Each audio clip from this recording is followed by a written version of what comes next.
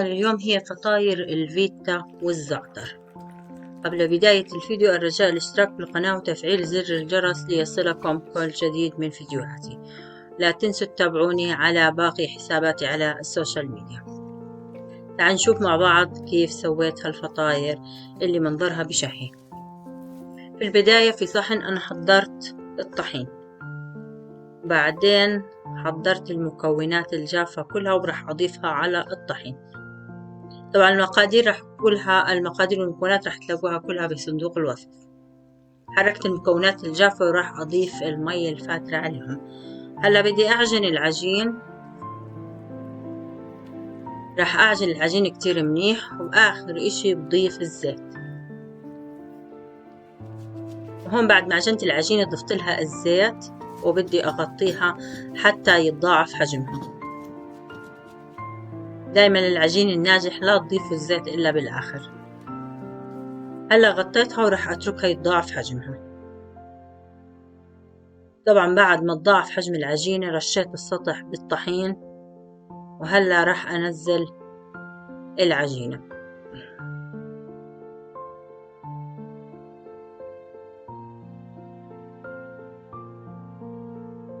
هلا بدي أرج العجين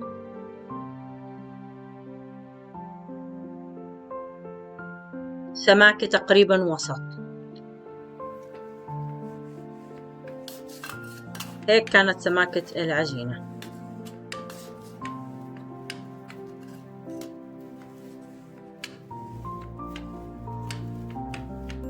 راح أفردها بشكل كامل على القطعة، وهلا بدي أرتب الأطراف. راح أرتب الأطراف عشان تصير عندي العجينة على شكل مربع. وبعد هيك راح أقسم العجينة إلى شرائح طويلة،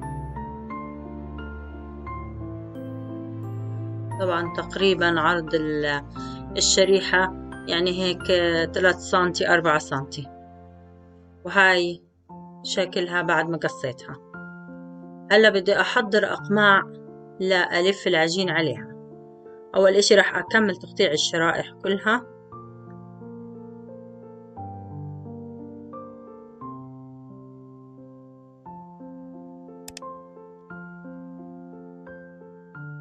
هلا هون أنا حضرت القمع ودهنته بالزيت. هذه أقماع مخصوص للف العجين، وراح ألفها بهذا الشكل اللي أنتم شايفينه بالفيديو. طبعا إذا شفتوا إنه الشريحة قصيرة بتضيفوا كمان شريحة تانية، أو ممكن تكبروا حجم العجينة عشان تطلع عندكم الشرائح أطول. وهذا شكلها النهائي بعد ما لفيتها على القمع.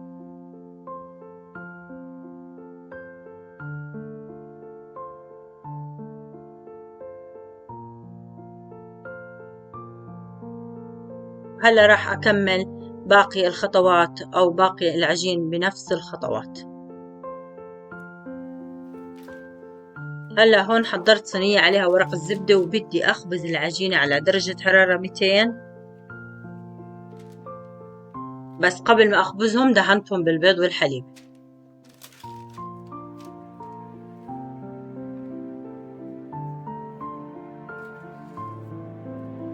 وهذا شكلهم بعد ما خبزتهم.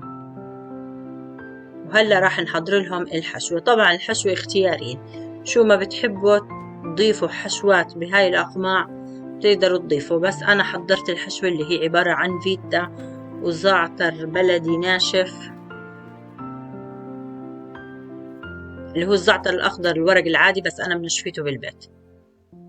هاي هي الحشوة عندي اللي هي فيتا وزعتر ناشف. هلا بدي أخلطهم وأبلش أحشيها في الأقماع.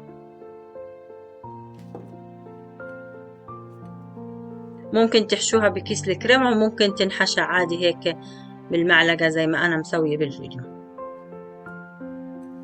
أما إذا حشيتوها بكيس الكريمة لازم تذوبوا الفيتا شوي بالميكرويف عشان تنزل معاكم من خلال الكيس. وهاي نتيجتها بعد ما حشيتها. طبعا زي ما حكيت لكم إنه الحشوات اختياري، شو ما بتحبوا بتقدروا تحشوا هاي الأقماع. ممكن دجاج، جزر، ممكن خضار، ممكن بطاطا، شو ما بتحبوا تقدروا تستخدموا الحشوات اللي بتعجبكم. وهاي النتيجة النهائية بعد ما حشيتهم. طبعا ما بوصف لكم جمالهم، شكلهم حلوين في التقديم، حتى لما يكون عندكم ضيوف منظرهم كتير حلو. هلا حضرت كوب الشاي، وضروري أكيد يعني مع هاي الفطاير كوب الشاي، ولازم تجربوها، عن جد لازم تجربوها، كتير زاكي وبتشهي، وألف صحة وهنا. هاي شايفين هاي نتيجتها من الوسط، شوفوا هشاشة العجين، وعن جد طلعت لذيذة، وطراوتها لا توصف. ويعطيكم ألف